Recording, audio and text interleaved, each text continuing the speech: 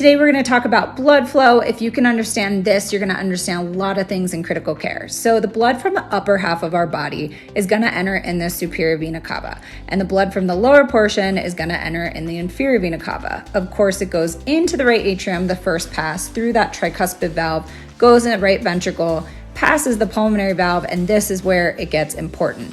When it goes out into these pulmonary arteries, think A, away from the heart, it's going to enter the lungs. Now remember, it dropped off all the oxygen already, so it's CO2 rich blood. It's now non-oxygenated blood.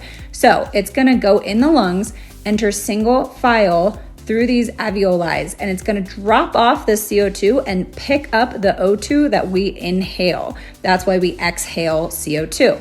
So it's going to enter back into these pulmonary veins. Remember, vein goes to the heart, and now it's oxygen rich. So we're going to see it be red.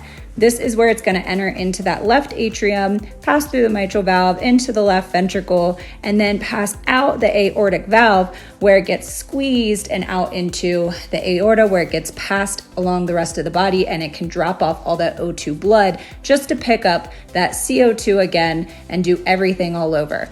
There's many ways our heart can develop abnormalities, but in this example, somebody maybe with a tricuspid valve or mitral valve disease will cause the heart to compensate structurally to keep this blood pumping around the body. So this lining of the heart will compensate over time, but eventually it'll cause issues.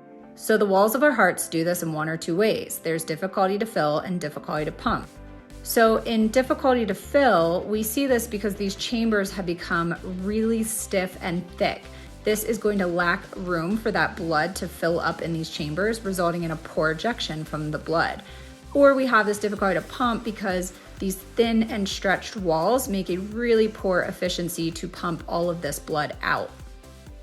So in heart failure, this is what we all hear about, that blood isn't leaving the heart adequately. So typically we're gonna see it on the left side, and the blood is entering the right side of the heart, but it's having a hard time leaving the lungs, and it's creating a small output for our left ventricle. If this happens a lot over time, we're gonna see it on the right side then, and this is where it's gonna back up into the vasculature. So we know the common phrase that left side heart failure, think lungs, and right side you want to think ascites with all the weight gain and swelling.